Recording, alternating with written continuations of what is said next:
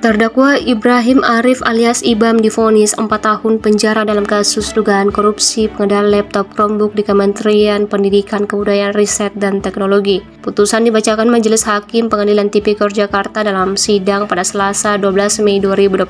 Selain hukuman penjara, Ibam juga dijatuhi denda sebesar 500 juta dengan ketentuan subsidi 120 hari kurungan apabila tidak dibayar. Vonis tersebut lebih ringan dibanding tuntutan jaksa yang sebelumnya meminta Ibam dihukum 15 tahun penjara dengan denda 1 miliar serta membayar uang pengganti sebesar 16,9 miliar. Dalam pertimbangannya, Majelis Hakim menyatakan Ibam terbukti bersalah melanggar pasal subsidir dalam perkara dugaan korupsi proyek pengadaan laptop Chromebook dan Chrome Device Management di Kemendikbudristek. Namun, sidang putusan diwarnai dissenting opini atau perbedaan pendapat dari dua hakim anggota, yakni Andi Saputra dan Rusman. Keduanya menilai Ibam seharusnya dibebaskan karena tidak terbukti melakukan perbuatan sebagaimana dakwaan jaksa. Menurut hakim yang berbeda pendapat, Ibam justru sempat memberi masukan kepada Kemendikbudristek untuk mengecek ulang harga laptop Chromebook berdasarkan harga pasar dan meminta validasi kepada distributor agar harga lebih terjangkau. Menanggapi putusan tersebut, jaksa menyatakan menghormati keputusan majelis hakim dan akan mempelajari isi putusan sebelum menentukan langkah hukum selanjutnya,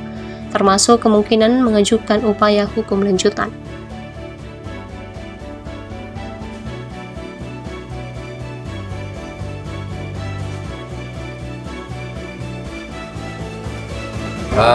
Baik rekan-rekan media yang kami hormati, pertama-tama tentu sama-sama kita mendengar putusan Majelis Hakim terkait dengan perkara terdakwa Ibrahim Arif alias Ibam, ya.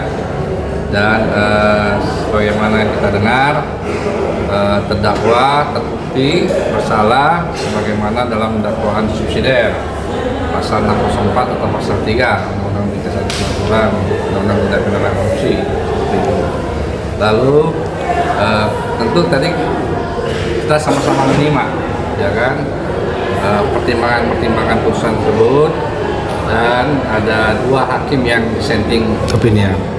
Tentu kami menghargai semua putusan hakim yang telah dibacakan malam ini, dan kami punya hak, punya waktu untuk mempelajari putusan tersebut, untuk mengambil sikap, ya kan.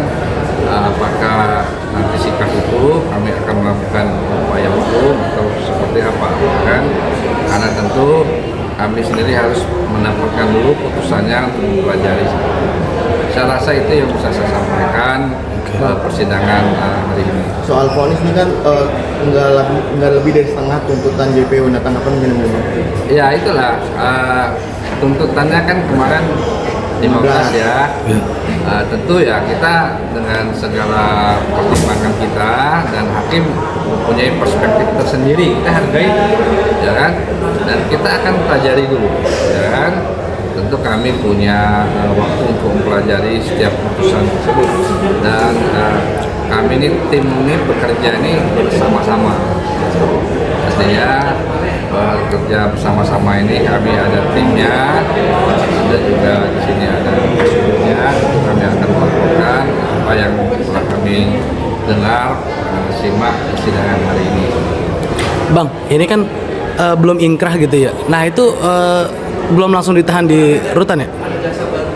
Yang kita dengar tadi kan putusan yang dibacakan itu adalah ada perintah untuk menetapkan terdakwa di dalam rumah tahanan negara. Iya.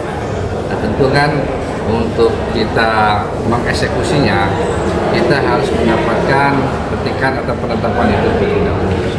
Oke. Dan ini yang kita tunggu, ya kan, dari majelis hakim.